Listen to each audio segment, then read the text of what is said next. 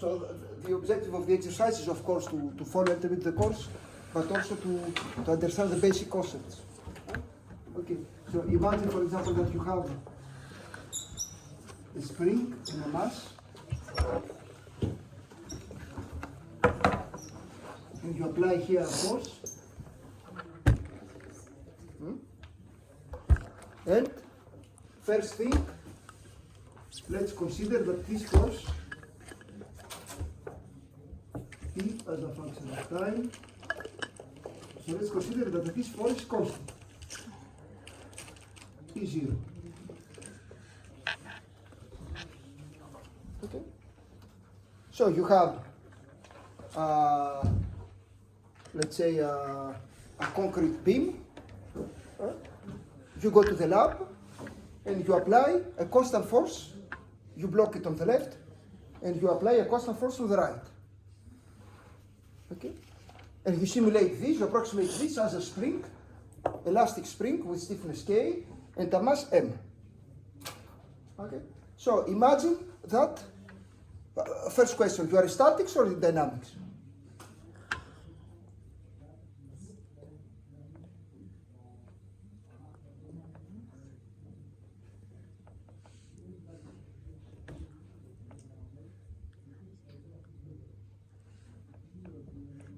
Let's imagine that you don't know. So let's be in statics. So if we are in statics, what is the displacement? So you apply a constant force, you have a spring K, what is the displacement that you get to the spring if you are in statics? Force by the stiffness? Yes, so the displacement is force, so P0 divided by K. So I give you a constant force with a spring K, you apply, you consider that you are in statics, so the U is P0 divided by K. Let's now, another engineer considers that we are not in statics, but we are in dynamics. Okay, so you understand, of course, that the equation here is F, let's call it K times U, it is equal to P. This is the equation in statics. Okay, what is the equation? Now consider that we are in dynamics. So what will be the equation? Mass multiplied by inertia plus Mass multiplied by the acceleration. So mass multiplied by the acceleration. Plus C, derivative of the speed, There is no damping, okay? I neglect damping. plus the stiffness multiplied by the displacement is equal to Plus K times U. This is equal to, the external force. which is P. P0. Okay? So the first engineer writes K times U equals to P, to P0. And the second engineer said, let's write that we are in dynamics. So now, what is the solution of the problem? So here you have a linear equation, it's easy to solve. Here you have for the same problem. You have a second order differential equation to solve. And of course, in order to solve this differential equation, if you open your book on maths, you need two initial conditions. And of course, in this test, the initial conditions are what? That the displacement at time 0, I consider it's equal to 0, and the velocity at time 0, it is equal to 0. So those are the initial conditions of my problem. So I repeat, it's the same problem. The first engineer considers that we are in statics. So he calculates directly U statics is equal P0 divided by K. And the second engineer said, let's consider that we are in dynamics. So you add this term. So the nature of the equation changes. From a linear equation, you go to a second order differential equation with constant variables. So M and K are constant, I mean. And you need two initial conditions. So you consider that the displacements and the velocities are equal to 0. Okay? So if you open your book on mathematics, in order to solve this differential equation, you have to have a complementary solution and a particular solution. So the particular solution UP is a static solution. So it is P0 divided by K. So this is the particular solution. And the complementary solution, this is the easiest second order differential equation, the first equation that you read in each mathematical textbook. So it is alpha cosinus omega t plus b sinus omega t with omega square root of k divided by m. So I go a little bit quickly, but the purpose here is not to do a course on differential equations, it's just to show the difference. So this is a classical differential equation of second order, particular solution, complementary solution. So the total solution, the u, it is the sum of the two. So you have uc plus up. So you have a alpha cosinus omega t plus b sinus omega t plus p0 over k. This is the total solution. So this we are going to differentiate once with respect to time to get the velocities, because we want to apply those two initial conditions. So you have that the velocities as a function of time are minus alpha omega sinus omega t plus b omega cosinus omega t.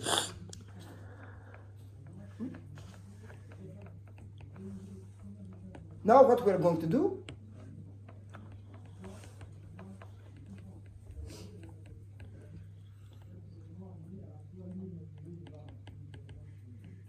we have to identify those two unknowns, and we are going to identify those two unknowns with the two initial conditions.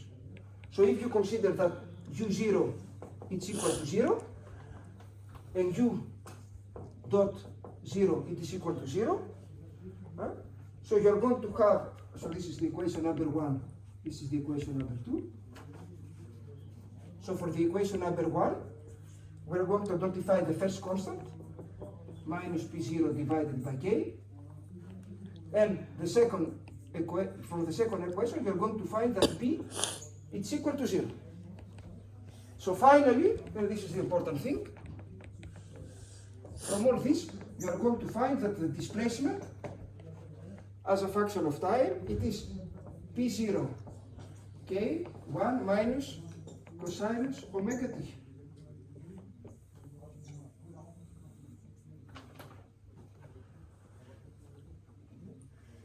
Okay.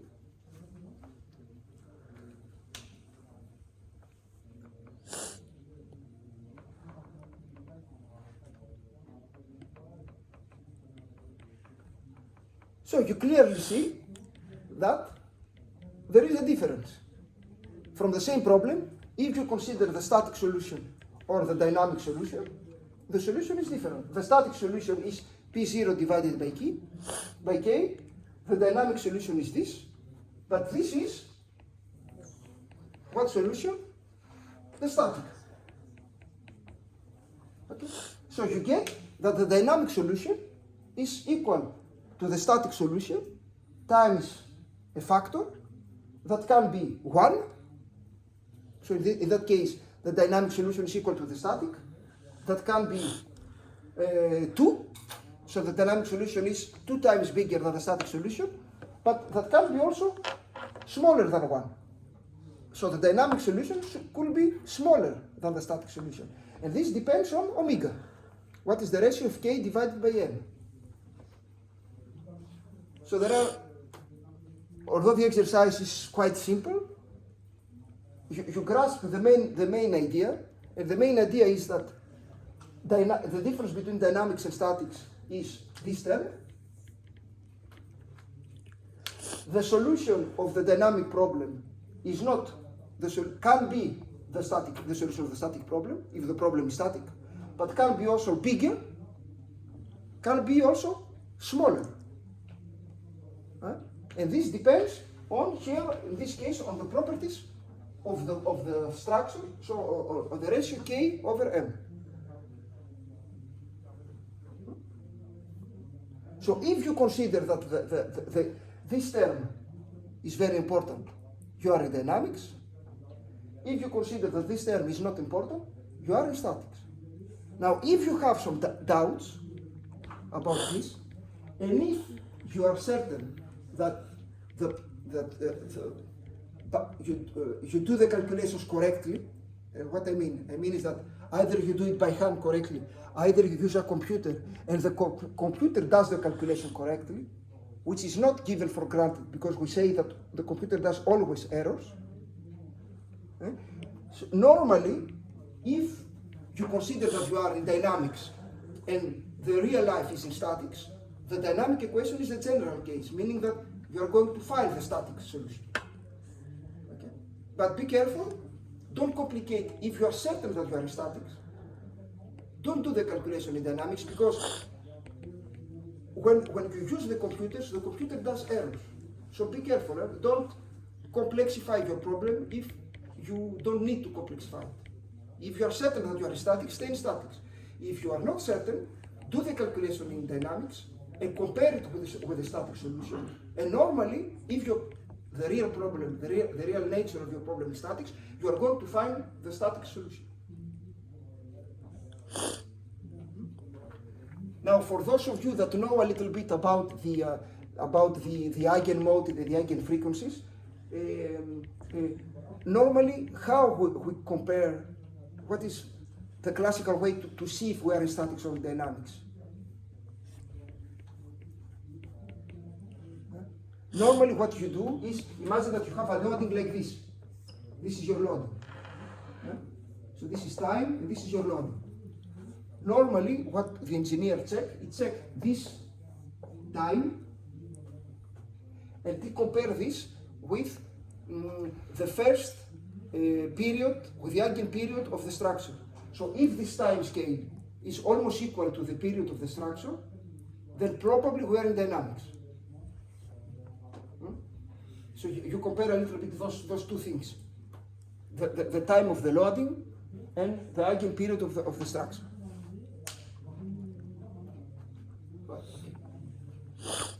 Is this a little bit clear?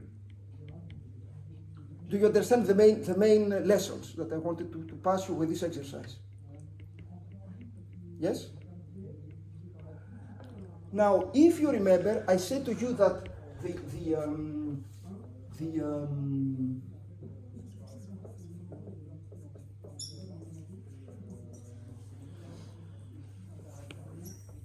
what are the methods that we have to solve this equation of a simple oscillator for whatever P force?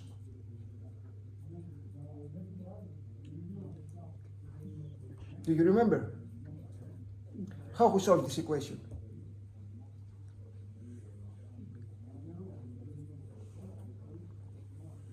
How we solve this equation?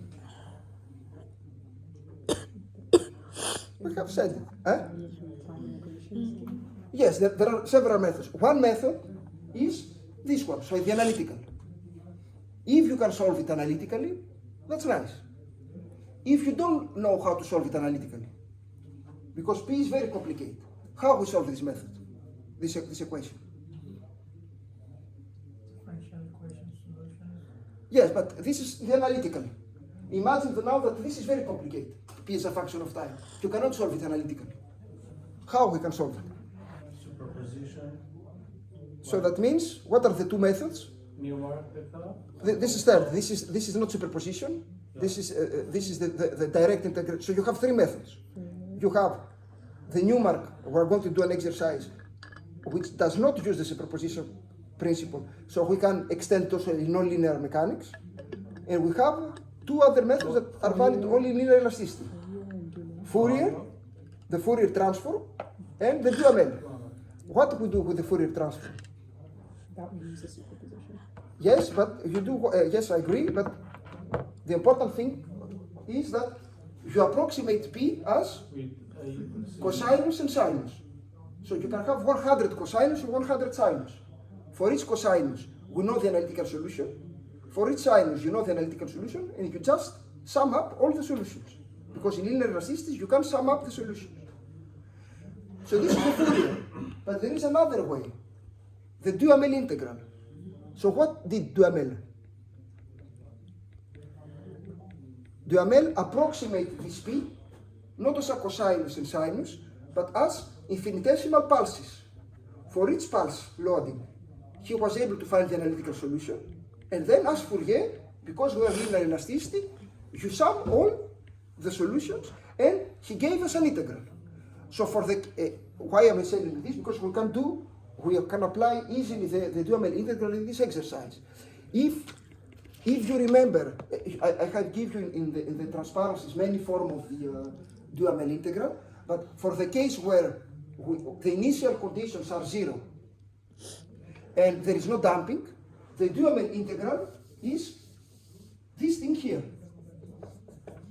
So it is written as the integral 0 over t p tau sinus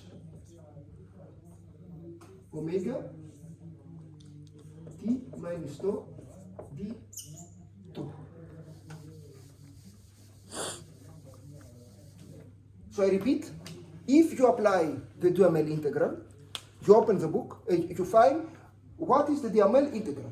Duhamel gave us directly the solution. So for the case where the initial conditions are 0 and there is no damping, if you open the transparencies, you are going to see that the solution of your problem is this. So that means that if we apply this integral, normally we are going to have the same solution as before. So there's no need to think about complementary solution, particular solution, you just apply this integral. Now, if you want to do this, the p as a function of tau, tau is the variable that varies from 0 to t, p, this is constant. So we have, this is p0,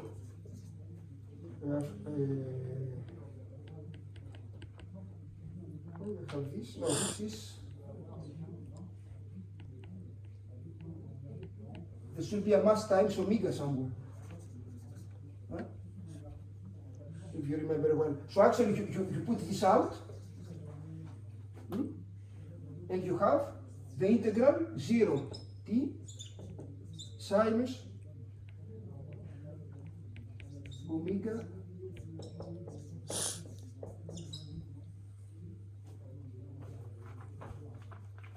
so the p over divided by m times omega, you can put it out from the integral in this exercise. Okay.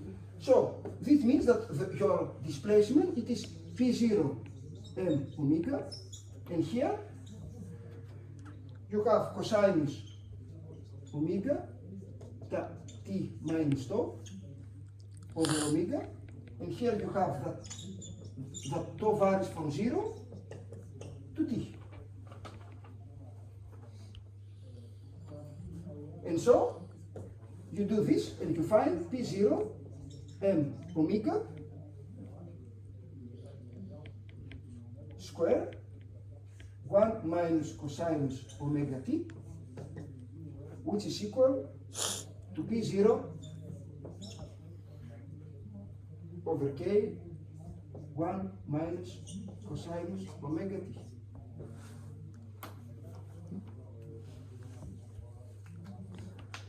And of course, you find the same solution as before.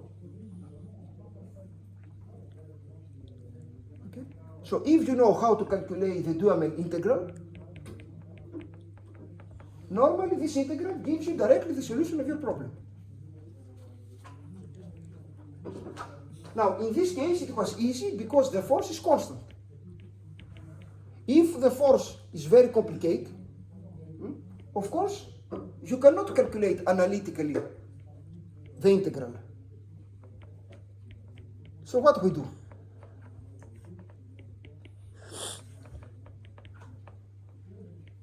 Sum a series of pulses over the... No, this, yes, we don't do it like this. What we do? How do you calculate an integral? Lots of little sums. Mass of? I said it's a lot of little sums, isn't it? Yes, and you sum what? time slice times the. There are not pulses anymore. They are your sum surfaces. So you separate your force, I mean the integral, you divide it for example, you use the trapezoidal rule, in trapezoids, or you can in rectangles, and you just sum the surfaces of the rectangles, numerically.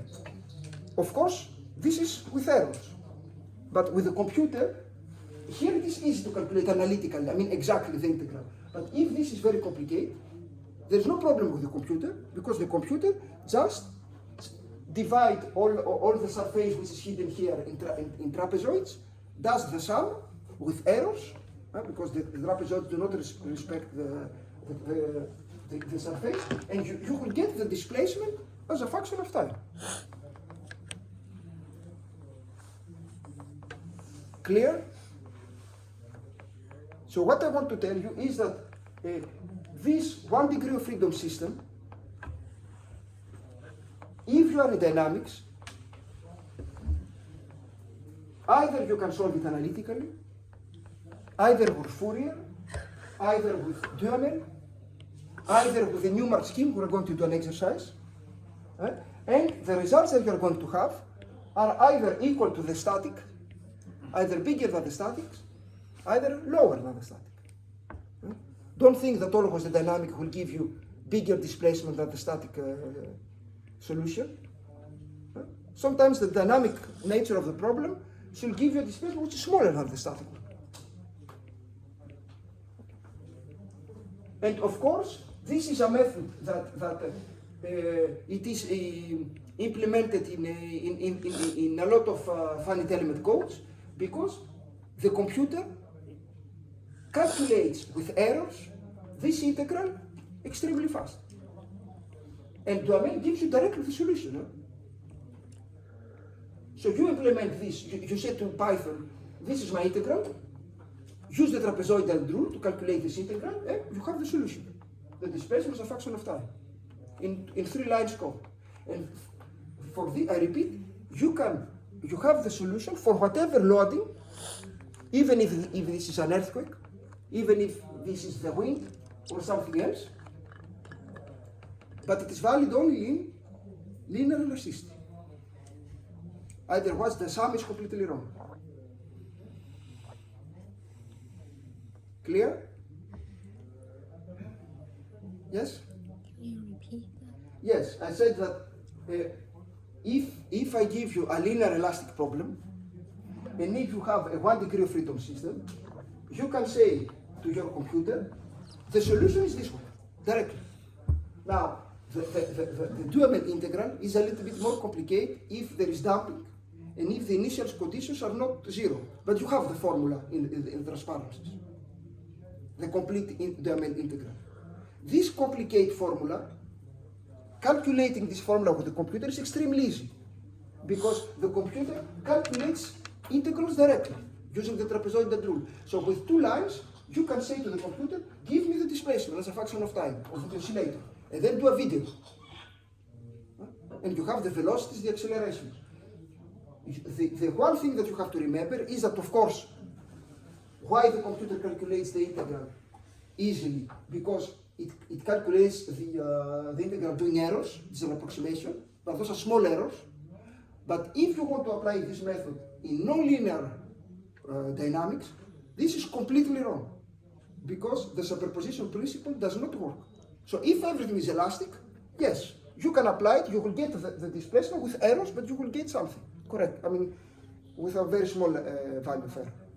In nonlinear mechanics or vibrations, you forget all this.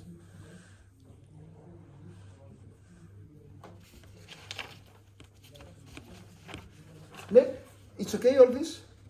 Let's do another exercise, just to see.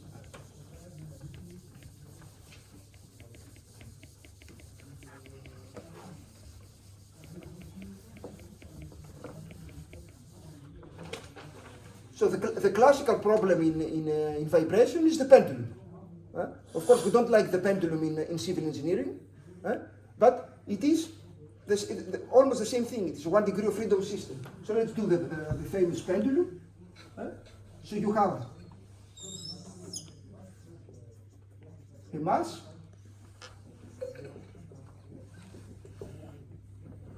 you have here the angle theta, this is point A, this is length,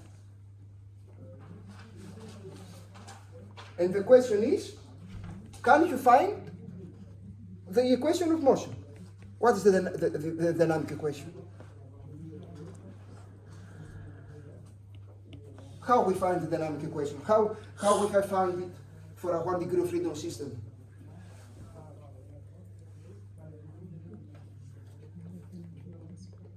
Huh? You can use kinetic energy.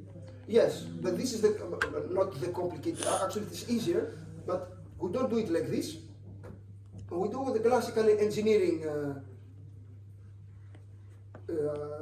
let's say, thinking. Which one? A typical engineer, civil engineer, does not work with energies, although it is easier with energies. You can solve a more complex problem in an easy way. But the classical civil engineer thinks with forces. And why the energies are simpler? Because the forces are vectors, the energies are scalars. So it's easier to work with scalars. But okay, I know that you are used to think with forces, and because this is a very simple exercise, let's think with forces. So what we are going to, in order to find the dynamic equation, you write what? Forces. Huh? The total forces. Are Static and inertial. the sum of the forces. In dynamics, either you write the sum of the forces are equal to what? MA or To zero? mass times the acceleration. Or zero. Either you write zero if you introduce those fictitious forces that we call inertial forces. Now, so we are going to write the sum of the forces equal to zero, and we are going to consider the inertial forces to find the dynamic equation. Now, because the degree of freedom is a rotation, it is not a displacement, we are not going to write the sum of the forces, we are going to write what? Some of the moment. The sum of the moments. Huh? So we're going to write that the sum of the moments at point A is equal to zero. Because a rotation, the conjugated variable is a moment. If you have a displacement, you have a force. If you have rotation, you have a moment. So a civil engineer, classically thinking, writes the sum of the moments at point A is equal to zero. So we have to identify what are the forces.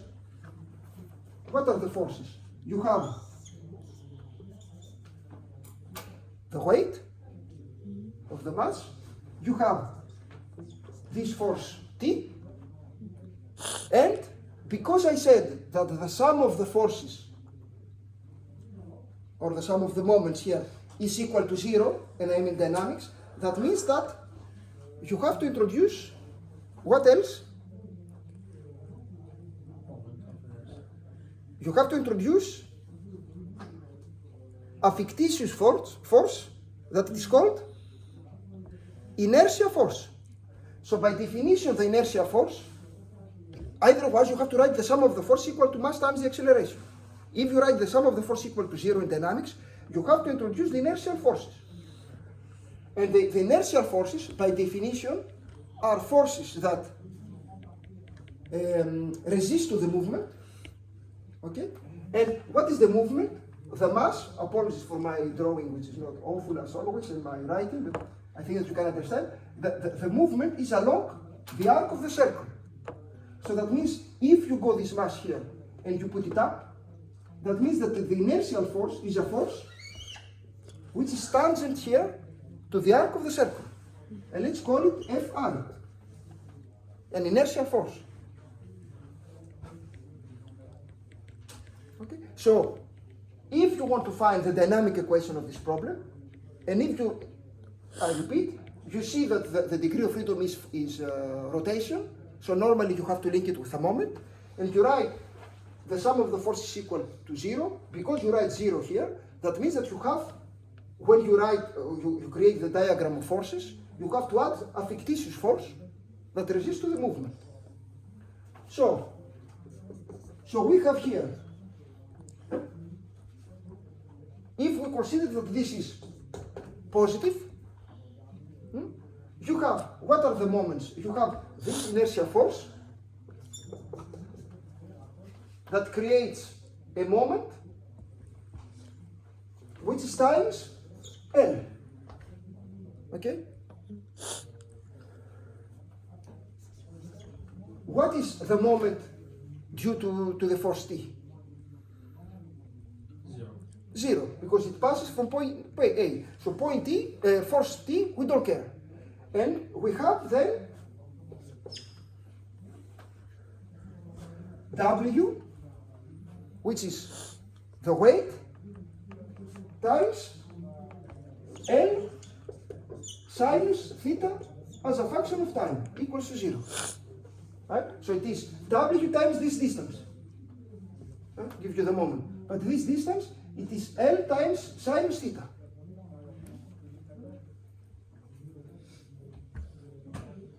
Okay? So that means, so here you see clearly there's no stiffness. There's not something that produces, you have just a mass inside the gravitational field. So we don't have the term of stiffness that appear. If I add somewhere a spring, you have to add an elastic force due to the spring. But here there's no spring. Okay? So now the only thing that remains is what is Fi? The inertial force. Forget about the moment for the.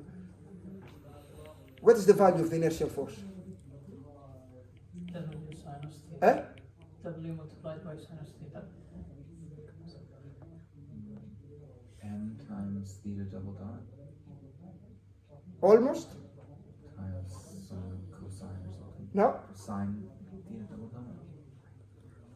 The inertial force you have. So it resists to the movement. So because it resists to the movement, we have put it in this direction. So this is taken into account. And then you have a term that represents the mass, or the inertia, okay, the mass, times the acceleration. So what is the acceleration? The acceleration of a movement along the arc of the circle. So this acceleration, this movement is L times theta. So actually, here you have to write mass times L theta double dot. So what you are missing is the L here. There's no cosinus or sinus. It is for the movement along this, along the arc of the circle. So this is the inertial force. So you replace this here. Theta should be small. Huh? Theta should be small. No, No? this is always valid. This is valid always. So finally, you're going to find that you are going to find what? You're going to find that the equation of motion is this plus this. You will have the sinus theta equals to 0. And this is the equation of motion of your problem.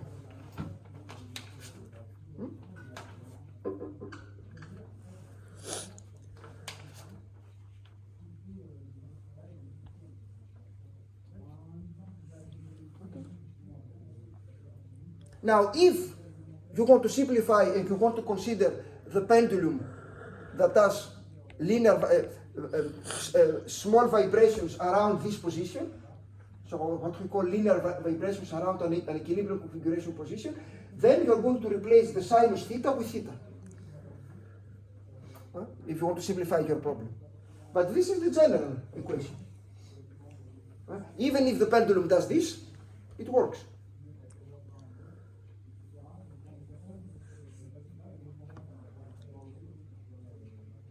And what you get here, you get what we know, that the dynamic equation is a second order differential equation. You have here something that represents the mass times the acceleration plus something that represents the stiffness. But now this stiffness is not K, it is linked with the gravitational field. So you have a second order differential equation that you have to solve. This equation is non-linear. Why it is non-linear? Because you have the sinus.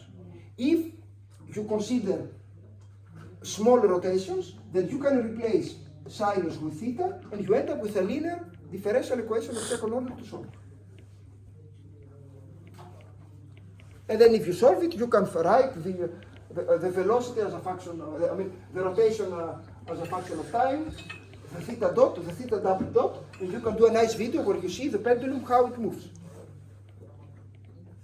But the important thing for you to understand is that dynamics means that you consider this term here.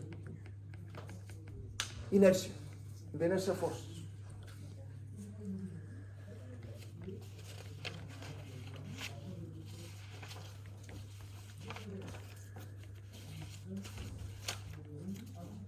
Now let's do something else.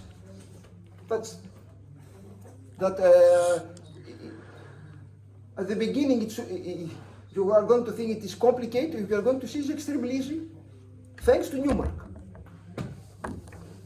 So what is the problem that we are going to solve?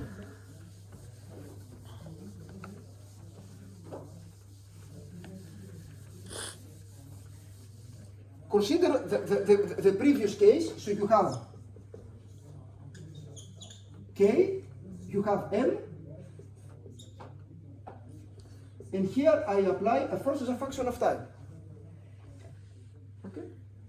So you know that the equation of motion is m times u double dot plus k times u. It is equal to p as a function of time. Okay? Of course, this depends on time, and this depends on time. But now, I want to complicate a little bit your life. So the p as a function of time will not be constant, but we're going to have this thing. 0, 0, 1, 0, 2, 0, 3, 0, 4, 0, 5, 0, 6, and here we have 5,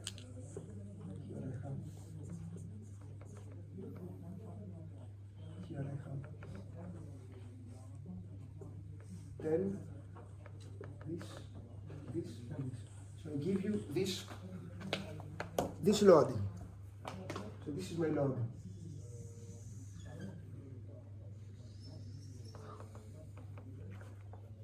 Sorry about my graph, but doesn't matter.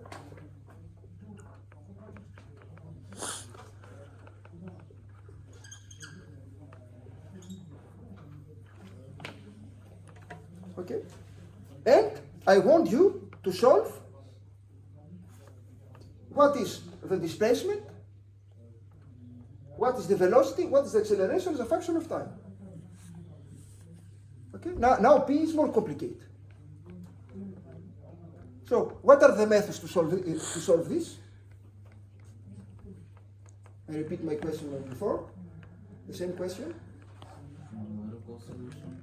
So either analytical, it starts to become a little bit complicated.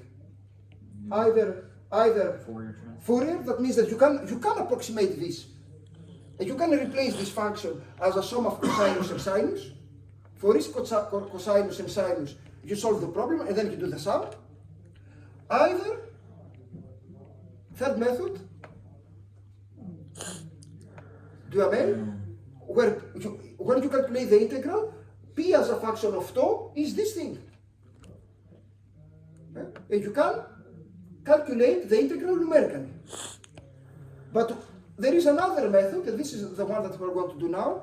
It is Newmark, which is actually much simpler.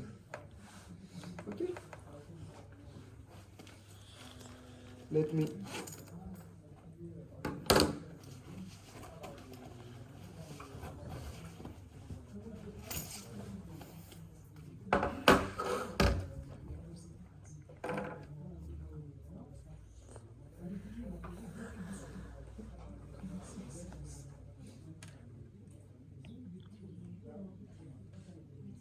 Professor, what did you write on the y-axis? Sorry? What is written on the y-axis of your graph? The horizontal axis is sorry about my. No, but This is time, so this is your seconds, and this is force. This is 10. 8,66 and 5 in newtons. So let's call that the P is newtons or kilonewtons or whatever you want, and this is seconds. So you have a force as a function of time. Let me find the.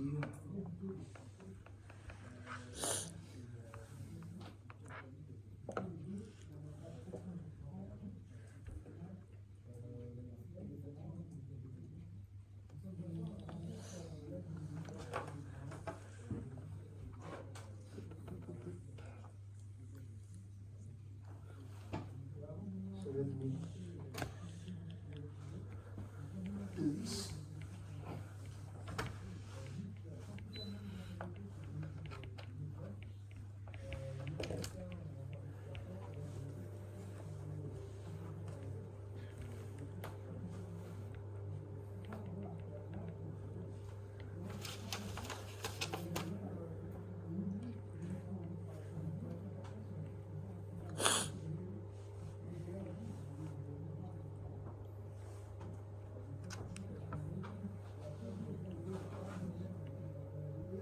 Now Newmark is magic because Newmark, you don't think anymore.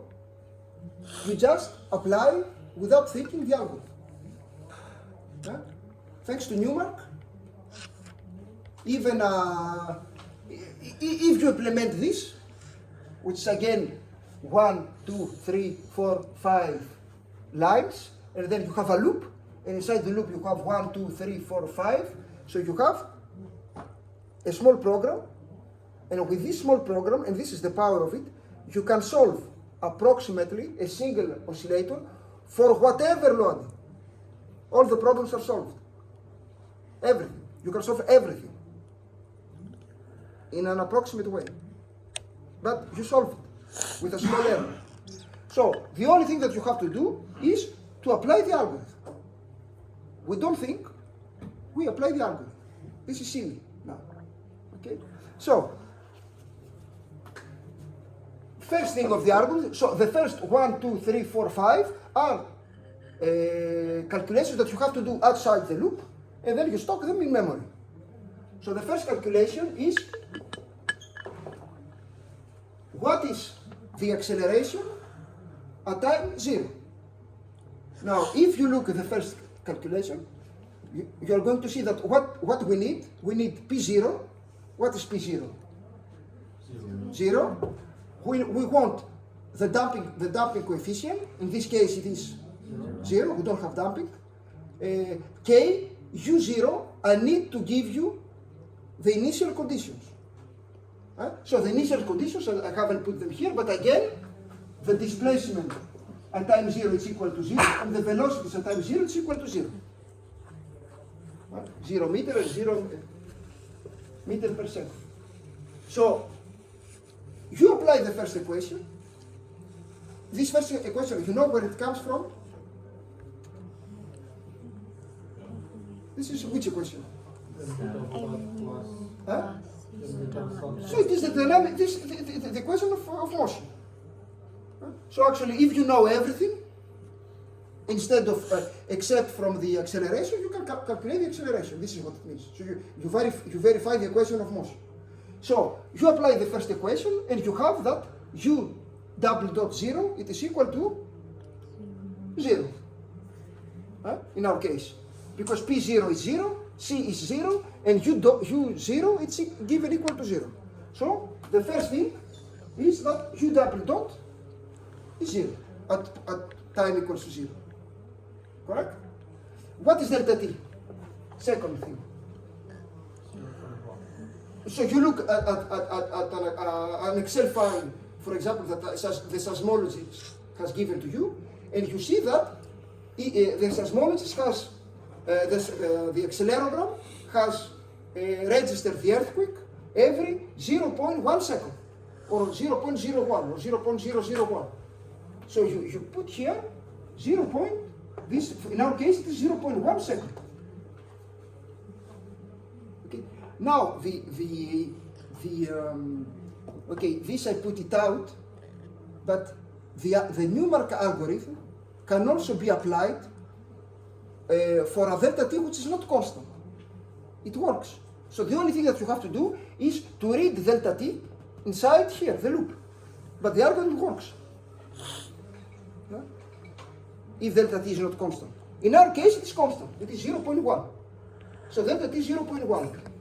Then you have to calculate what is this strange thing, k hat. K hat is, we know k, we know the value of k. I haven't put the value, sorry. So let's put the values because it is a numerical application. So we have that, I give you the mass, which is 0.533 kilos.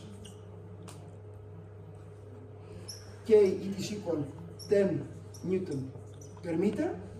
And also I did it for C, so sorry about this. So there is a damper. So there is a damper here. So I give you the C. C, it is 0.1592 Newton second per meter. There's a damper before the spring? In parallel to the spring. So you have the mass which is linked to a spring and a damper. The spring and dampers are in parallel. So here you have, sorry about this, you have this term also. C times velocity. Okay? If you have the damper. So, but again, this is 0 because the velocity is given equal to 0 at point 0. So this calculation is correct. So you have mass, it's equal 0.2533 kilos. K, it is 10 Newton per meter. And C, it's equal to 0.1592 Newton second per meter. Okay? What beta and Yes. So the thing that remains is what are beta and gamma. So beta and gamma are actually coefficients that tells you what?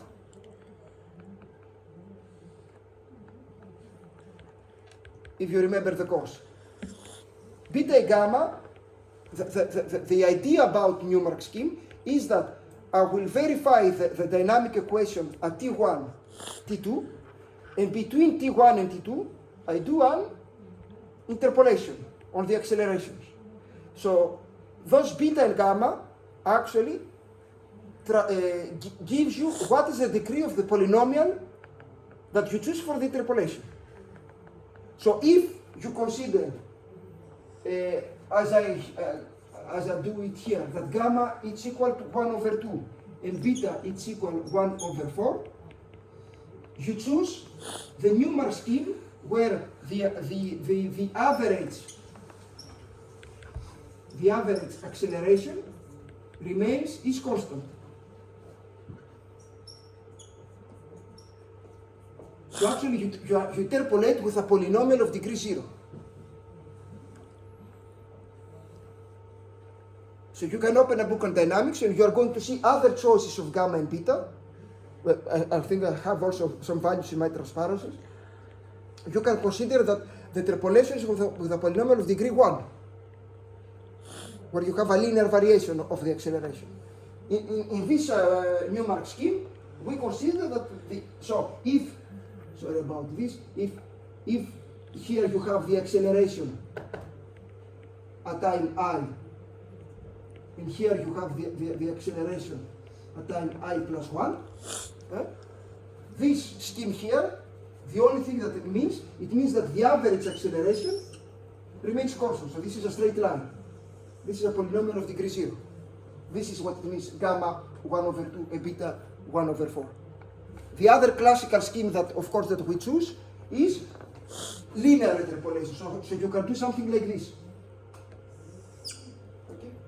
But this gamma equals 1/2 and beta equals 1/4 is the Newmark scheme where the interpolation is such as that the average acceleration is constant.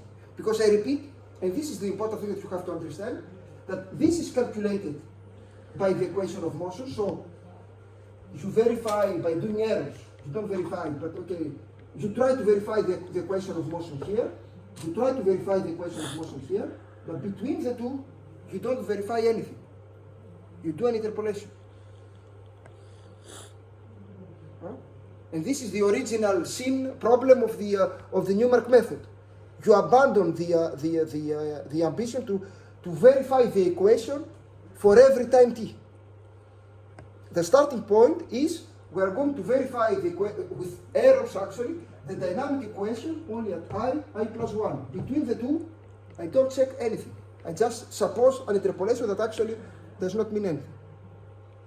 Now, if you decrease delta t, you hope that the errors will remain small. This is the idea.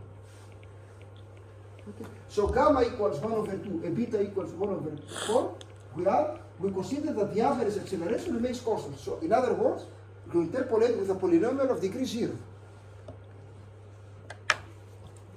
So because you know k, you know gamma, you know beta, you know delta t, you know c, you know beta delta t square and mass, you can have k hat.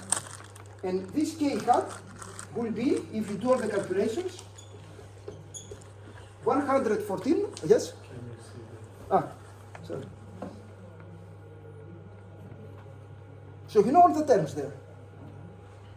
Everything is known. Okay, so you calculate k hat, and you find that this is equal to 114,5. And then you have to identify the two other constants, alpha and b. So if you look what is in alpha, you have everything. Everything is known. You know beta, you know delta t, you know mass, gamma, beta, and c. So you're going to find that this alpha is equal to 1045, and this beta is equal to 0, 50, 62. But that's gamma and that's beta, so why? Yes, sorry, it's not. Yeah, this is this is B for you. Okay, so this is B because this is the Latin, and this is the Greek. Okay. Okay, so this is beta, and this is B.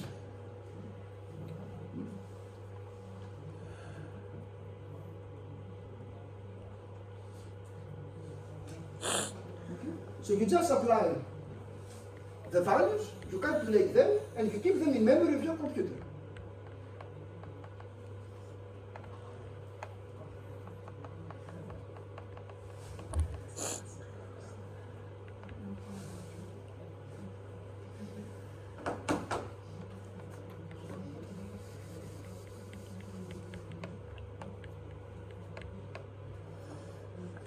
Clear up to that point? Then we're going to start the, yes? If delta t is not constant, we have to put only one out of the loop. And all of them should be inside the loop. Yes, you're right. You have to put everything inside the loop. But it's easy. But this is the idea.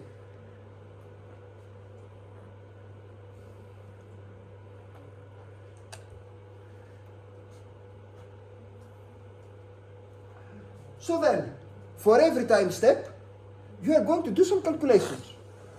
Right? And you are going to calculate the delta. So for every loop, and then I'm going to do an application. For every loop, we have. So we're going to have the delta pi. So if the loop is I, delta pi hat, this is the first thing.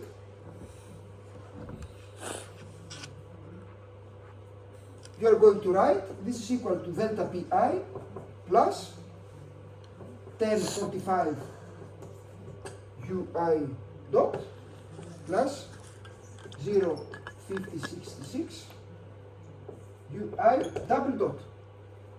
This is the first line.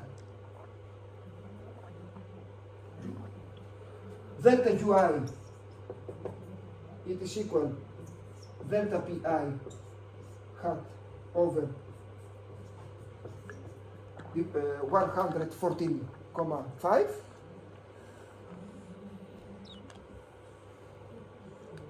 And then you calculate directly the increments of, so you have, this is the increment of displacement, this is the increment of the velocity,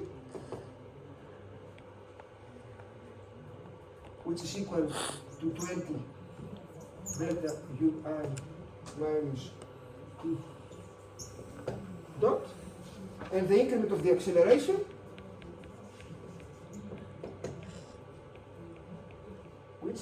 400. You can verify, you can do it. Minus 0. Minus 2 times. Also the general equation, I mean the equation that come out. And then we're going to do an application.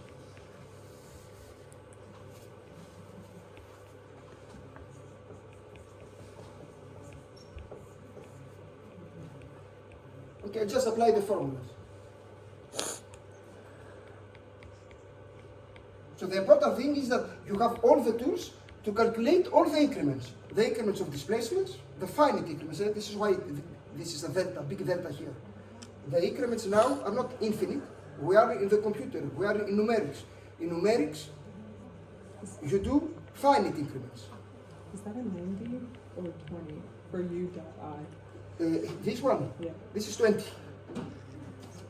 If I'm not mistaken, you can verify, but this is 20 delta ui minus 2 ui dot. And here I got, yes, and here I got 400 delta ui minus 0,1 ui dot minus 2 times ui double dot.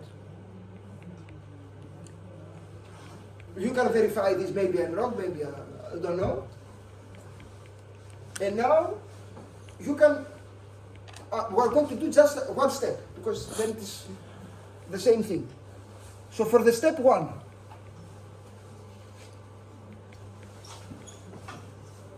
we said that u0, it is equal to, so the initial condition, 0 meter. The velocity, it is 0 meter per second, and the acceleration, it is 0 meter per second square. Okay? What is delta P? Delta P0.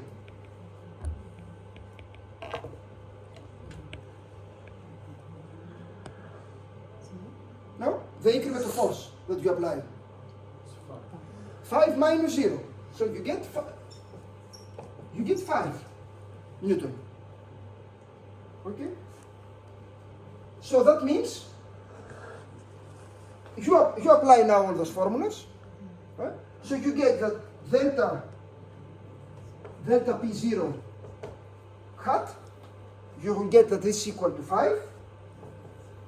And you're going to find delta U0, it is equal 0.0437 meters. Delta U0 dot, it's equal to 0.8733 meter per second. And delta U0 double dot, this is equal to 17.466 meter second square. So you calculate directly all the increments.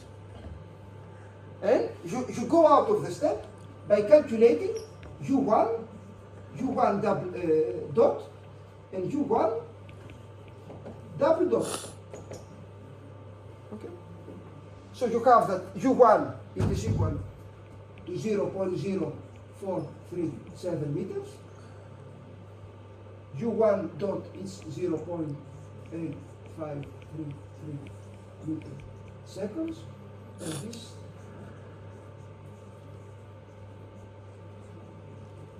and you end up you go out of step number 1, so you know what happens at step number 1.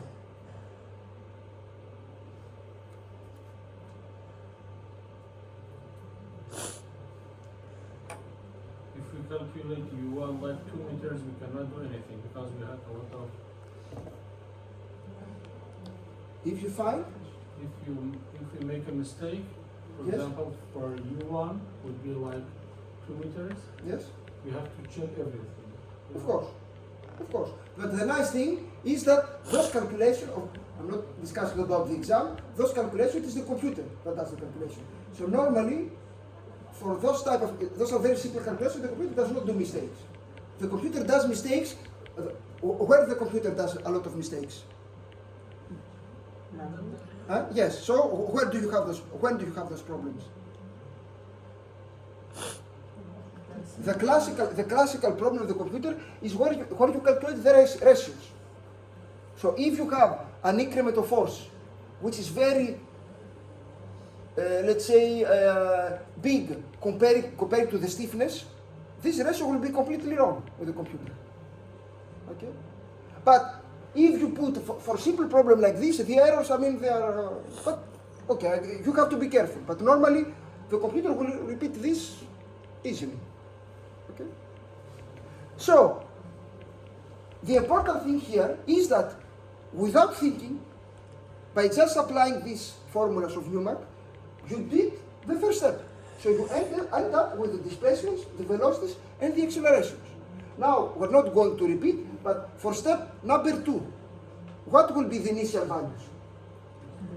Those three. And what is delta P1? Because you need here delta P1. 3 points. It will be 866 minus 5. So 3.66. Okay, and you continue the process. Now, what happens here? So when you go from 10 to 866, Sign negative. delta Pi will be negative. So there's no problem if you change the direction of the loading or the, I mean, you just apply the formulas. At this step, you will have minus. And you apply the formulas.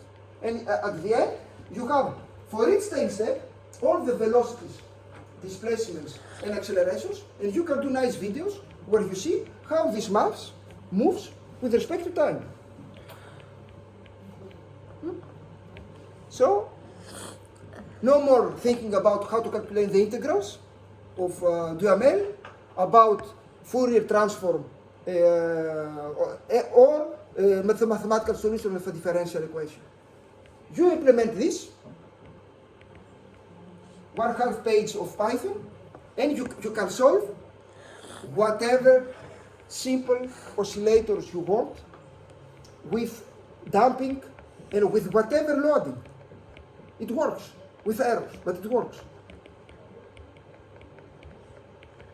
Okay?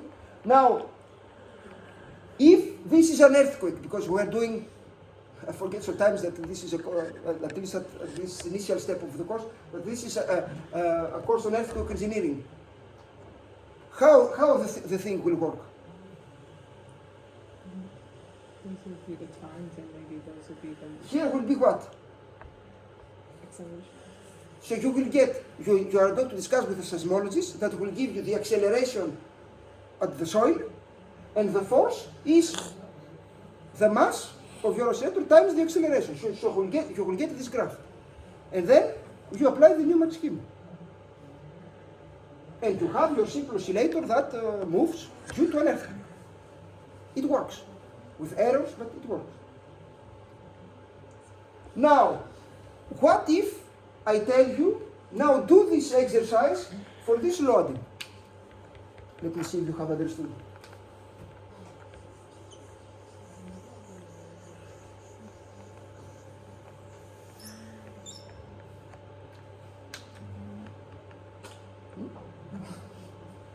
This is the loading. What will happen? You won't get the end result because the time step is much, much bigger than the loading. Correct. What I want to tell you is that the result that you're going to get are exactly the same. Because Newmark, what Newmark sees are those discretized points. So this point, okay. So Newmark sees only 5-10 points. If the registration of the data is, delta t is very big compared to the nature of the loading, the computer cannot imagine that the loading is much complicated behind, something is hidden. So don't ask Newmark to, the only thing that Newmark can give you are the discretized values of your loading. If you have missed some peaks, the computer doesn't see the peaks that you have missed. So you have to go again to the seismologist and tell him that 0.1, it seems to me very big, can you record the earthquake, wait for another earthquake, and do the recording every 0.0001 seconds? Because you think that you miss something. But the computer will never be able to find what you have forgotten. Clear? Next thing, other question. I said other thing important. I told you that the numeral scheme, we can extend it very easily in nonlinear vibrations. What we change? We're going to change here. For a nonlinear problem in earthquake engineering. The stiffness and the mass and the damping coefficient could all change with time? Now, in a typical problem in earthquake engineering, not all the problem, but in a typical problem, we consider that damping stays constant and mass stays constant. So what changes is stiffness, because you have cracks. Now, if you want to simulate an erosion problem due to an earthquake, then you have change of the mass. So it's much more complicated. But if your problem is a building, a steel building, due to an earthquake, you can consider without significant errors that C and M stay constant. So the only thing that will change, that you cannot neglect, is K. Can you repeat Huh? that, please? Can you repeat all that for a typical earthquake problem? You consider mass stays? You know, I mean, if you are, let's say, you are in a design office and you are a structural engineer, the classical problem that you are going to have is a building submitted to an earthquake. So when you have a building submitted to an earthquake, you can, without doing errors, significant errors, you can consider that the mass stays constant and C stays constant. C is the damping. Now, if the earthquake is big, what you cannot neglect are cracks inside the building. And this is K. So the only problem for you is K. Now, if you are working in a geotechnical office, and for example, you want to simulate a reinforced concrete dam, or a dam which is done by soil, so how we call this, earth dam. Levy? Huh? A levy also? I don't know, I mean a dam which is by soil, not concrete. Then there you can have erosion problems. So in that case, mass, unfortunately for you, changes with time. But all this, you can adapt Newmark scheme, because Newmark scheme never considers superposition. So it works with errors, but it works. So what you have to do in order to do your first nonlinear calculation in dynamics with Newmark?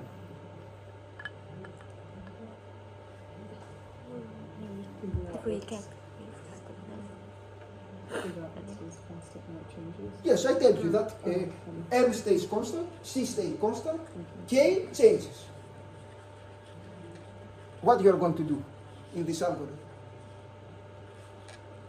So you just take the number 3, the K hat, And put it in the, and you are going to put inside the loop. So if, using another method, you know, or I give you an empirical function that tells you how K changes, the difficult thing is to know how, and this is the Newmark Ramson scheme that normally you use in statics, but is not the objective of this course to explain to the Newmark Ramson scheme. So imagine that I give you a function that with K changes with time. If you know this function, if I give you K, the only thing that you have to do a nonlinear calculation is to actualize K here. And the algorithm will work.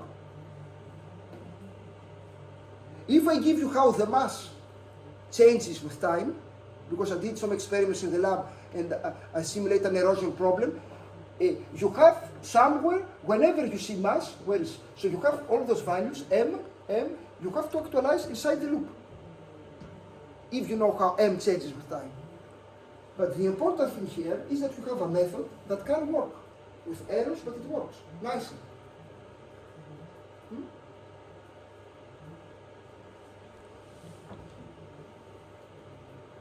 Now, the performance of the method depends, of course, on the recording that you have of the loading, but especially on those gamma and beta. And you are going to see that depending on the choice that you do here, the performance of the method and the stability of the method is different. So sometimes you end up with implicit schemes, sometimes you end up with explicit schemes. We are going to discuss this later, but the choice of gamma and beta, or whatever you call it, controls the performance of the method.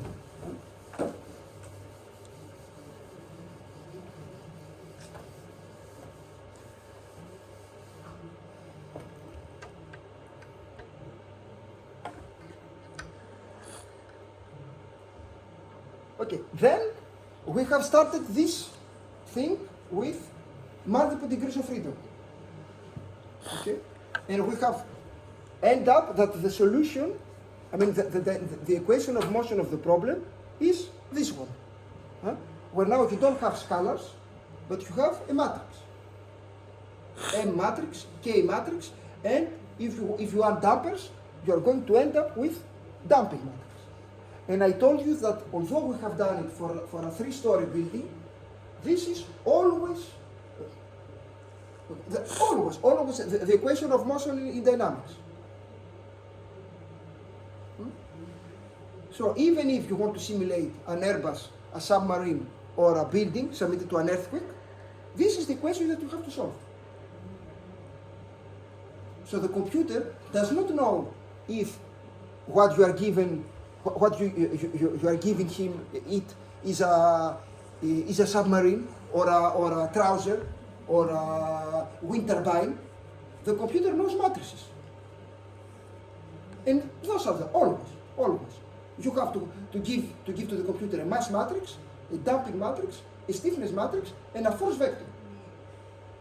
It doesn't know anything else, and then the computer will solve the problem.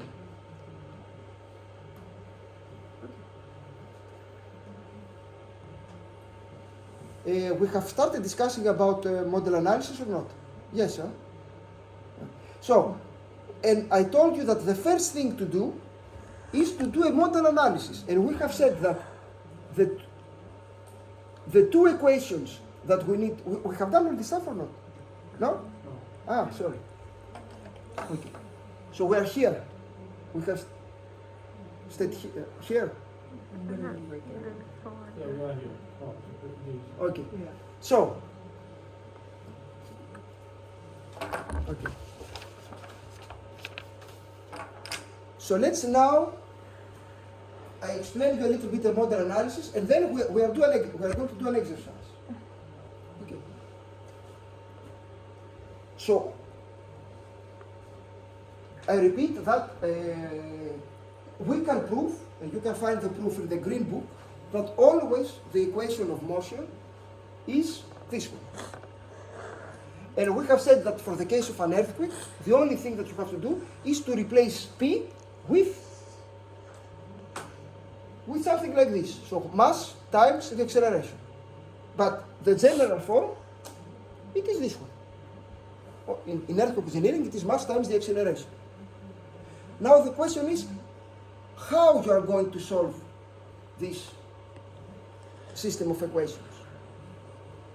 Because the mass matrix and the C matrix and the K matrix are most of the time not diagonal, the equations are coupled. That means that you cannot solve the first equation without the second. You cannot solve the second without the third.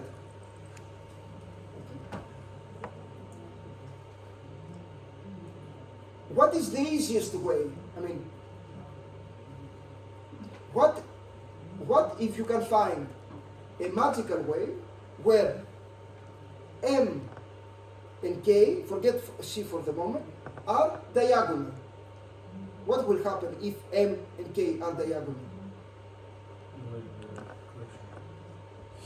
Yes, or but something else that I want. It's no longer coupled.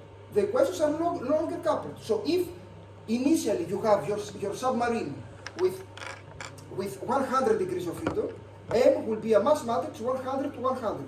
K will be a stiffness matrix 100 to 100. So you're going to have 100 coupled equations. If you find a magical way where M and K are diagonal without changing your problem, then you're going to have 100 equations that are uncoupled.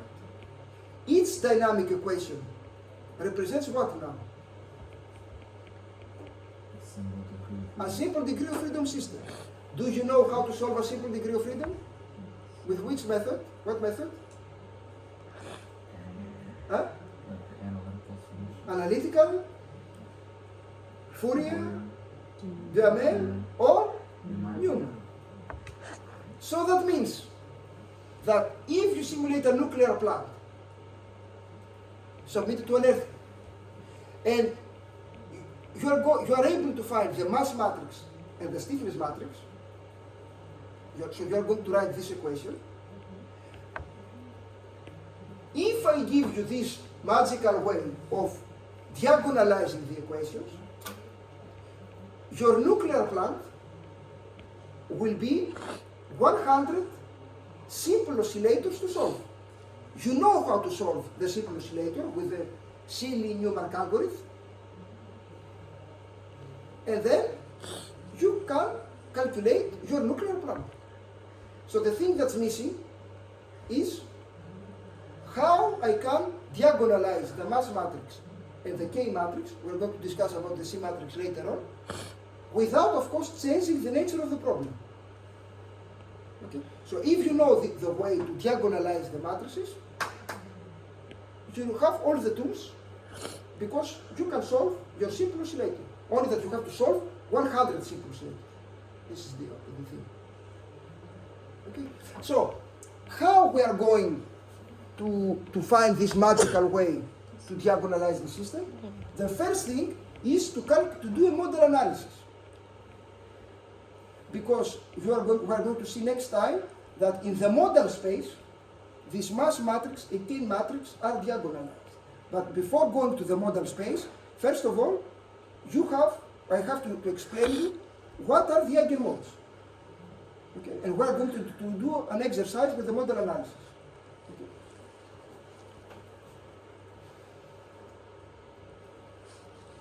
And this method that I discussed very briefly, we're going to see next time, it is called the model superposition method. Okay.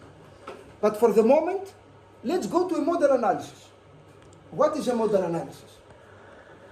And we're going to, it seems complicated. We're going to do the exercise. We're going to see it's very easy. When in a design office someone tells you to do a model analysis, it means the following thing: you take the dynamic equation of your problem. You consider that you are linear elastic, so eigenmodes do not exist in nonlinear mechanics normally, at least mathematically speaking. Strictly, it's not correct to discuss about eigenmodes in nonlinear vibrations.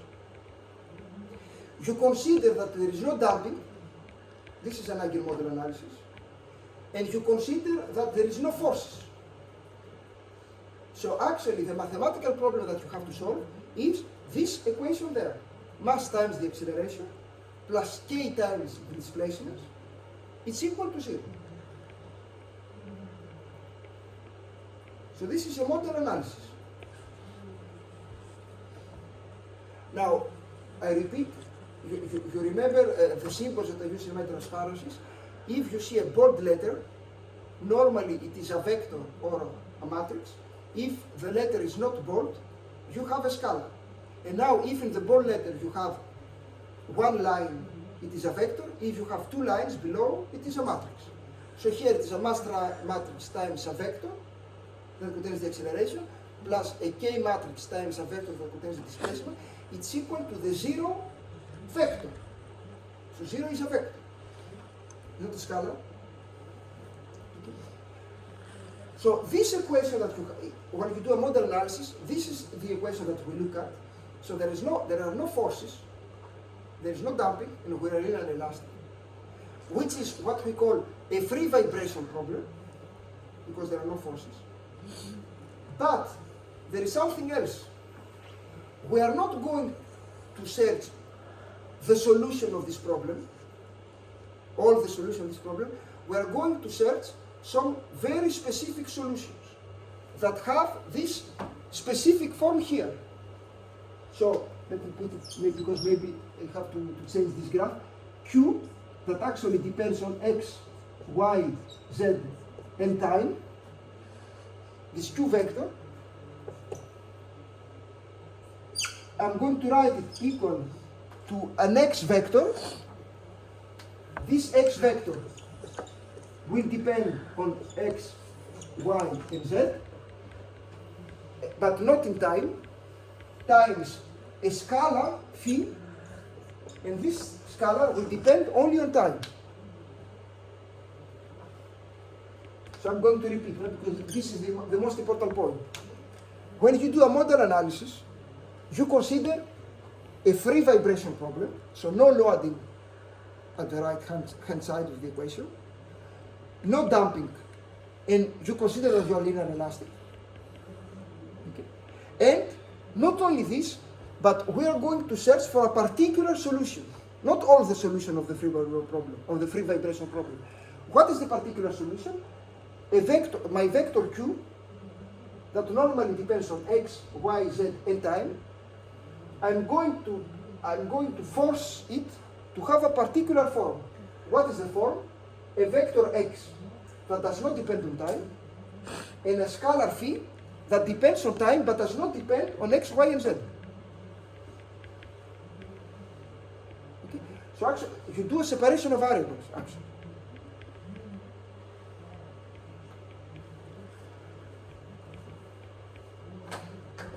Clear up to that point?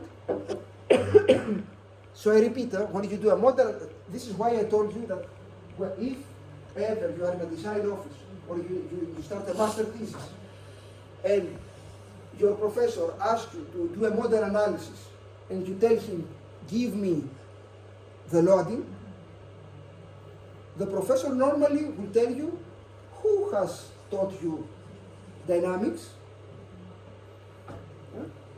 This professor wasn't so good. Because model analysis, you don't ask for a load. There's no loading. Zero.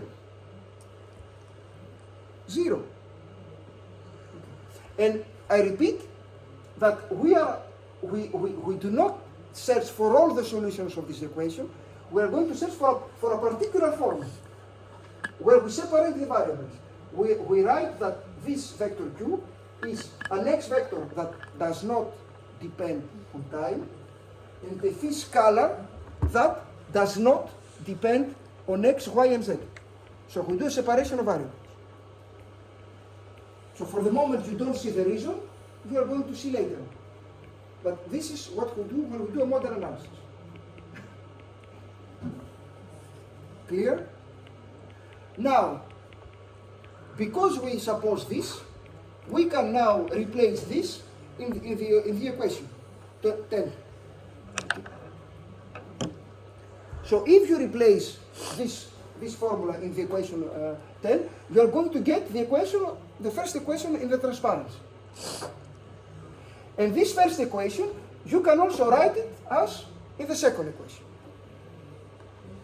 Now, something which is important is that this ratio that you see there in the dynamic equation, phi double dot divided by phi, so with a minus, I replace it with the simple lambda. What we can prove quite easily is that lambda is, first of all, constant, and second, it is real number and positive, always. So I repeat, you suppose a specific form of the solution, you replace this form inside the model equation, and you write k times x, it is equal lambda times m times x. And you can prove that lambda, first of all, is constant, so it does not depend on time, and secondly, it is real and positive. So first thing, why lambda is constant? I repeat that lambda is minus phi double dot divided by phi. And phi depends on time.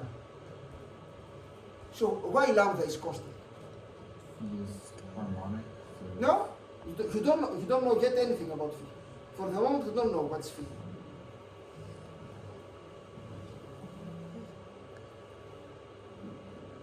How you can prove easily that lambda is constant?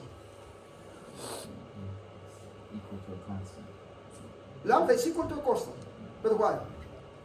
Constant meaning that lambda does not depend on time. Why lambda does not depend on time? Kx. Because K? K is not dependent. K does not depend on time. X does not depend on time. That was the choice. M does not depend on time. X does, so everything does not depend on time. So lambda is constant. So first conclusion, lambda is constant. Second thing, we can prove that lambda is real and positive. Why is this? Now, this is not complicated, but it's 3 or 4 lines. If you consider that x, which is actually the eigenvector, is a complex, so if you consider that x can be written like this, you remember that x does not depend on time. So if you consider the general case, this is like this. So you can write like this the previous formula, and then like this. If you multiply to the left by this, and you are going to end up that lambda, you can follow in your house if you want, that the lambda is equal to this. But, and this is, if I had the time to show you the general proof of for the dynamic equation that has this form, in the general proof, I think that was Lagrange, has also proven that K and M are always symmetric, and K and M are always definite positive. Definite positive, symmetric, you understand what it is? No? Definite positive, what it means? When we say that a matrix is definite positive. It's always greater than 0. Huh? It's always greater than 0. No. Definite positive means that the terms in the diagonal are always real and positive. So if in the exam you calculate the stiffness matrix, which is not symmetric, or in the diagonal you have -3, this is wrong. The values of the diagonal of the mass matrix and the stiffness matrix should be real and positive. And this is proven mathematically by Lagrange. When we study linear vibrations around a stable equilibrium configuration position as we do in earthquake engineering. So K and M take this for granted. If you don't believe me, look at the Green Book, are always symmetric and definite positive. But because they are definite positive, that means that this, because this is the definition of definite positive, it means that this is real and positive. This is a real and positive, this is a real and positive, this is real and positive. So we can prove that lambda is always superior to 0. Okay? Because of those two properties of the mass matrix and the stiffness matrix. They are symmetric. The fact they are symmetric is used here, and the fact that they are definitely positive means that this term is positive, this is positive, all this is positive, so you end up with lambda. So finally, to end up, lambda is constant and real and positive.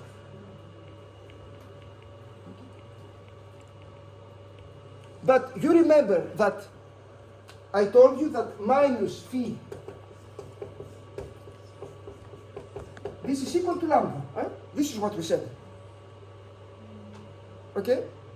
But lambda is real and positive. So I can replace this with omega squared, where omega is real.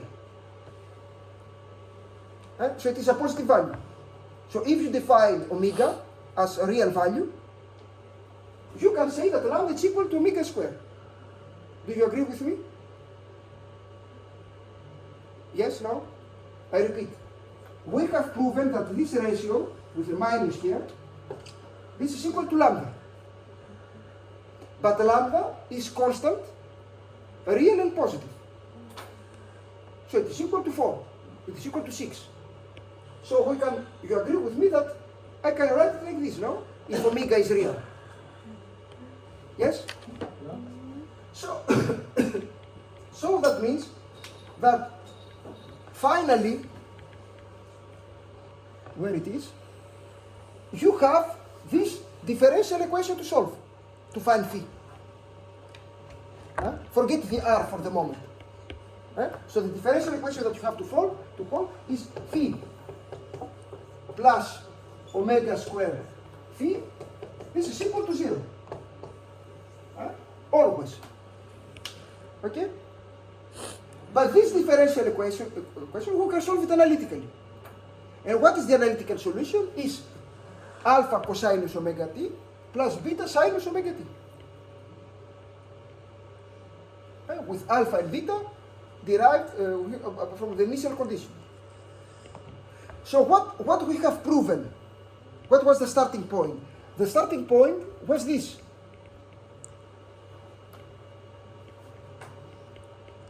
What we have proven with those two transparencies? That this scalar function phi is always harmonic. This is always the case. So phi is not unknown anymore, but we know its form. It is alpha cosinus omega t plus b sinus omega t. So it's an harmonic function with a frequency, circular frequency, omega. This is why I call it omega. Because omega now, we know also the physical meaning. Omega is the circular frequency of the harmonic function phi. Which, and this omega, we call it eigenfrequency. So when we do a mode analysis, the first thing is to find this omega, to find the eigenfrequency. Now what remains to be found? X.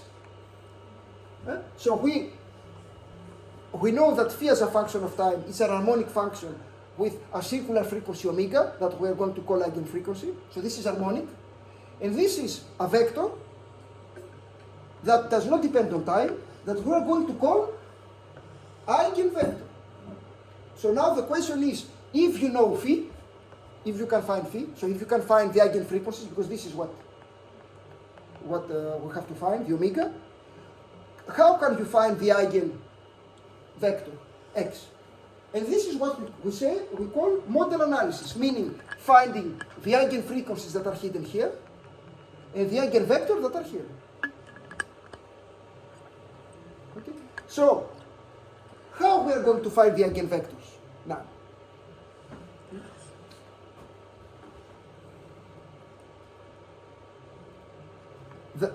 If you remember the problem is k times x. It is equal lambda m times x. And this is, the lambda is omega squared. Okay? This is what we have.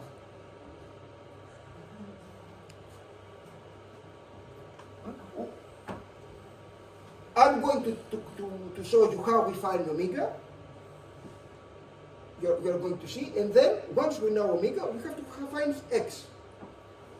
Now, forget a little bit about dynamics. Imagine that I give you a matrix alpha, A. When, mathematically, I tell you to find the eigenvectors, how we call them? Yes, the vectors. Imagine, for example, that this is the stress tensor, and I ask you to find the principal axis and the principal values, the principal stresses. What is the problem that you solve?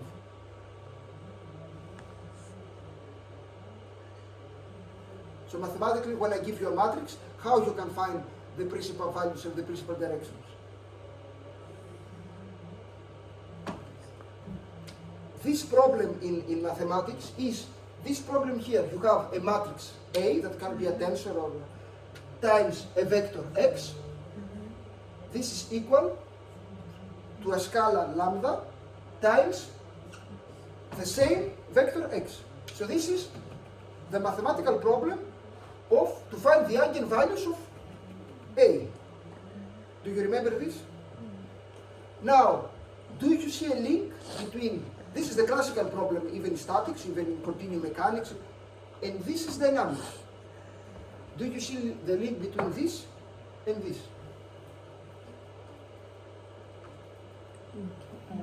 X's are the same. There?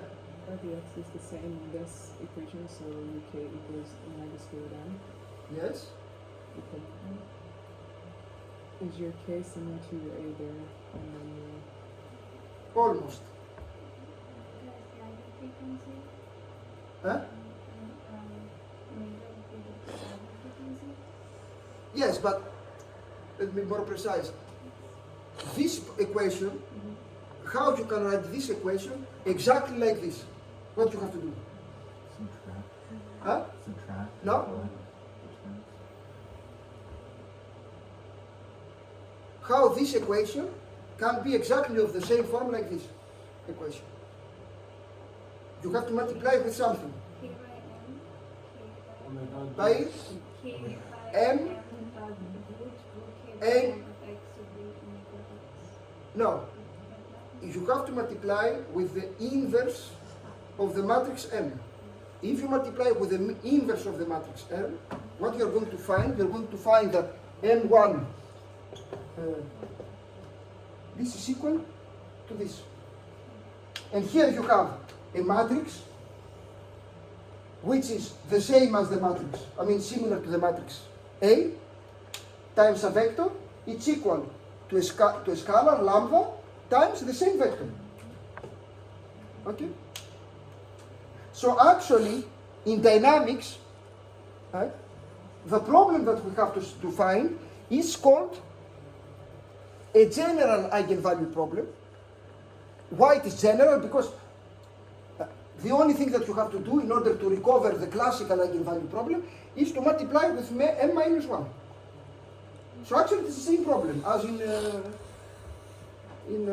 your problem in continuum mechanics. Only that you have to multiply with m minus 1. So this is, in dynamics, when you do a model analysis, you end up with a general eigenvalue problem. And this eigenvalue problem, you have the two equations that remain that are the most important for the exercise, admits a not trivial solution x if this equation is valid, so if this is equal to 0, and the determinant of this is equal to 0. So, using this equation, finally, you are going to find all the omega, all the eigenfrequencies of your system, and for each omega, omega 1, omega 2, omega r, you are going to find the corresponding eigenvector. So finally, to do a model analysis, when someone tells you to do a model analysis, right, you have to use those two equations. The last equation, you start with the last equation, and you calculate all the eigenfrequencies, because you know that omega corresponds to a circular frequency, phi is an harmonic function. And for each omega, omega 1, omega 2, omega r, you go to the first equation and you find the xr. And this is the eigenvector. So finally, what are the eigenmodes? Because this is a model analysis. The eigenmodes, an eigenmode has this formula. It is an eigenvector, it is a vector that does not depend on time, plus an harmonic function with a frequency omega. So, you are going to see when you are going to plot, but you can imagine the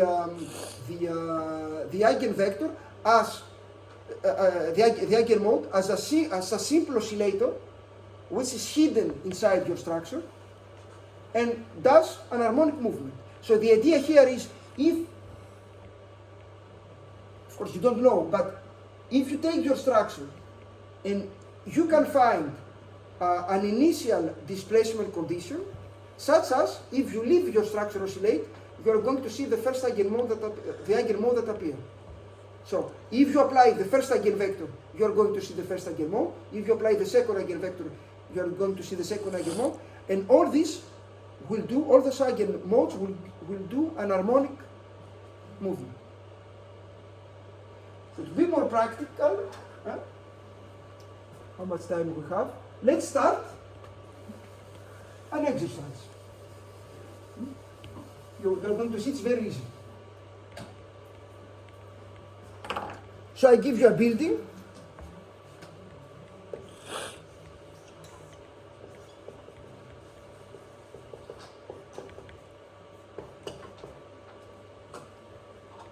So here I have the stiffness of this floor is K. The stiffness of this floor is K. This is the first degree of freedom, U1. This is U2. This is M and M. So we have a 2 degree of freedom system.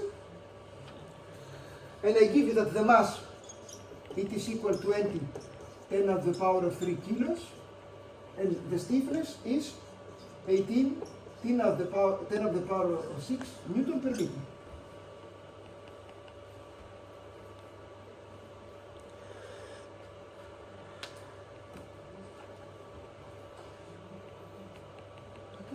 So you have a two-story frame, and you simplify it as a 2 degrees of freedom system, U1 and U2, the resultant displacement of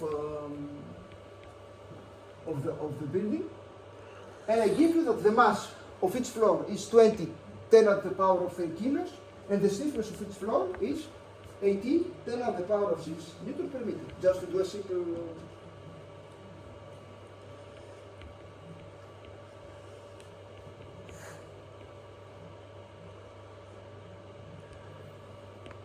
So the question is, do a model analysis.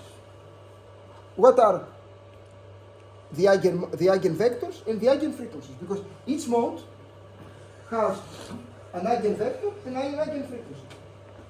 So you have to calculate for the 2 eigenmodes, because you have 2 degrees of freedom, what are the eigenvectors and what are the eigenfrequencies. So for the eigenfrequencies, the 2 eigenfrequencies, we are going to find them from this equation. And the 2 eigenvectors, we are going to find them with this equation. And it is the same thing if you have 100,000 degrees of freedom. Now, of course, the computer does not calculate the determinant like we do, because it is too slow, has other methods to calculate the determinant, but the basic idea is the same. You have to solve these 2 equations. So let's start with the eigenfrequencies, and then next time we will continue with the eigenvectors. So the first thing is that you have to find the mass matrix and the stiffness matrix. But we have done it for a 3 degrees of freedom system. It is the same thing. So you can take the solutions for the 3 degrees of freedom system, and you can put K3 equal to 0, if you want. So finally we will end up with a mass matrix which is equal to M0, 0, M, and a stiffness matrix which is equal to 2 times K minus K minus K and K. So this is the stiffness matrix and the mass matrix of the system. Now you see clearly that the mass matrix and the stiffness matrix are symmetric, because the term outside the diagonal are the same, and definitely positive. The terms inside the diagonal are positive. I don't want to see here minus K.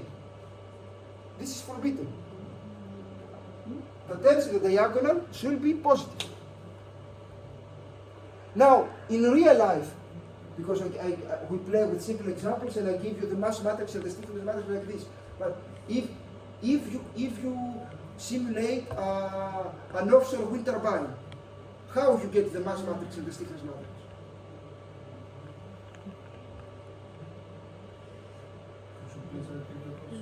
I mean, this is easy. We find the stiffness matrix and the mass matrix with the sum of the forces. But in real life, you have a very complicated structure. For example, RFS concrete dam. How you find the stiffness matrix and the mass matrix? Should be dynamic mass, we can calculate by finite element.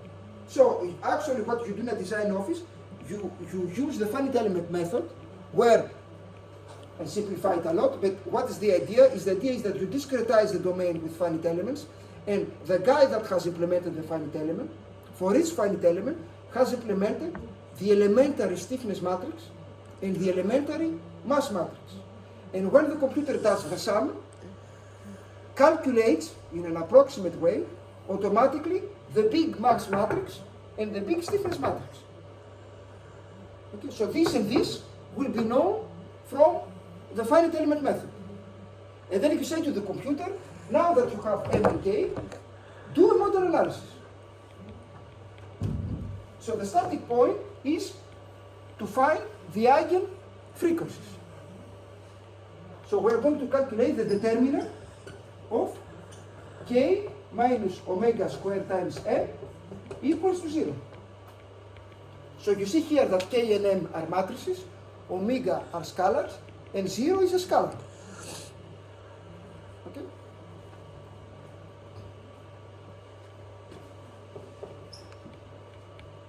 So this is the determinant of 2k minus k and k minus omega squared m0, 0 and m. This is equal to 0. So it is easy because you're going to end up with a matrix 2 by 2. So the determinant is A times B minus gamma times delta. So finally, if you replace all those values, you are going to find a 4 degree of freedom polynomial to solve. And this is your polynomial.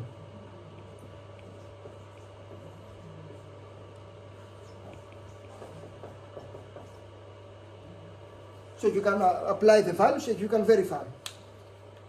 And you know K, you know M.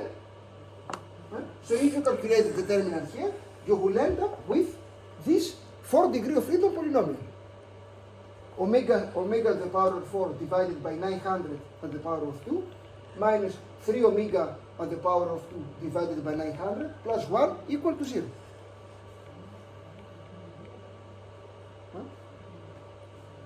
So this is easy to solve by hand because we can do a change of variables. So if you set x, it is equal omega squared divided by 900, this polynomial of degree 4 becomes a polynomial of degree 2. So you have x at the power of 2 minus, this is a polynomial now. So we can find x1, it is equal to 0, 3, 8, 2, and x2, this is equal to 2, 6, 1, 8. And because we know x, we can find omega. So you're going to find that omega 1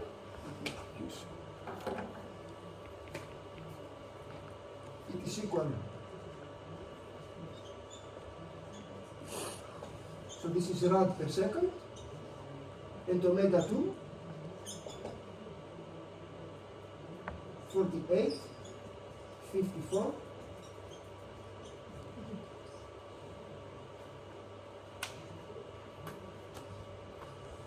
So if mass in kilos and K is Newton per meter, so you use the International System of Units, you would end up with singular frequencies that are expressed in terms of rad per seconds. Because you do not forget that omega has a physical meaning. It is the circular frequency of the harmonic function phi. So you have omega 1 and omega 2.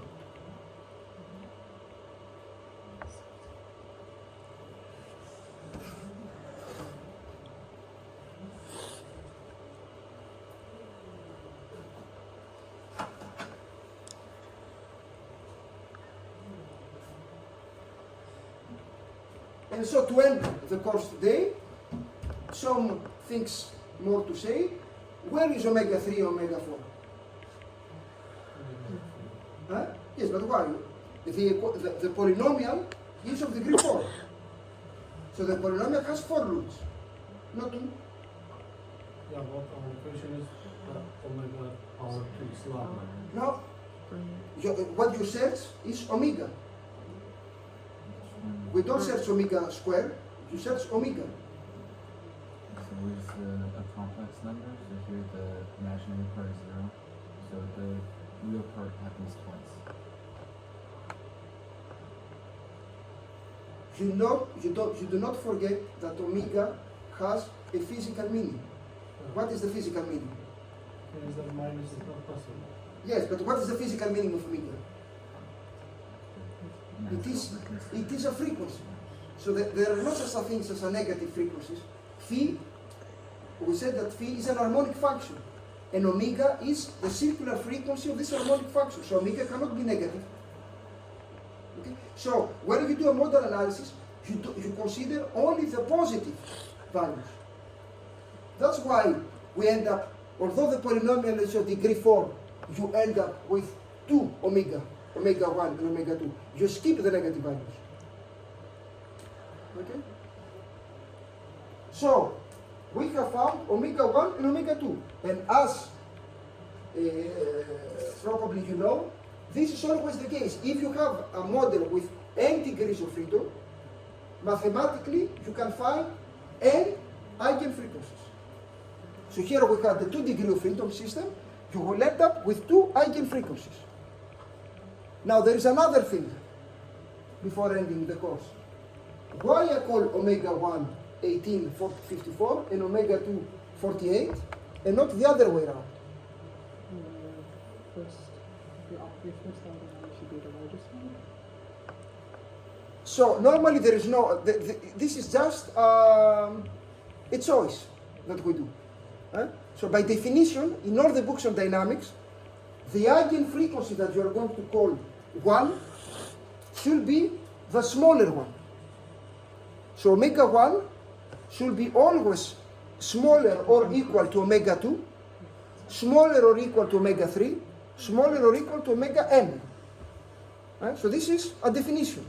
There is no physical explanation behind. It's just a choice. I don't want to see in the exam, if there is a model analysis to do, that omega 1, it is 48. Always omega 1 should be the smallest. So you always have omega 1 smaller or equal to omega 2, smaller or equal to omega 3, smaller or equal to omega n. This is how we classify them by definition. And because omega corresponds to an harmonic movement of a simple oscillator, if you remember well, you know that omega, if you have a simple oscillator, it is equal to 2 times p times f. And this is equal to 2 times p divided by t, where f, this is the circular frequency in rad per second, this is the frequency in the international system in hertz, and this is the period in seconds. So once you know omega, you can find f, the frequencies, you can find the period. So you can find this is the eigen circular frequency, this is the eigen frequency, this is the eigen period of your structure. Right? And that corresponds to a harmonic movement of a simple oscillator. And you see clearly that F1 is inferior or equal to F2 to Fn, but for the periods, it's the other way around. What we call the first period, or the fundamental period in dynamic, in seconds, is always the biggest one. T1 superior or equal to T2, superior or equal to T3, and so on. Okay? And this is the first part of the model analysis. The second part that we're going to do next time is for each omega. So for omega 1, you go here, and you are going to find x1. And for omega 2, we are going to find the x2. So those are the eigenfrequencies, those are the x are the eigenvectors, and then we can plot them. Okay? So let's stop here and we'll continue this exercise next time, and we're going to find the eigenvectors.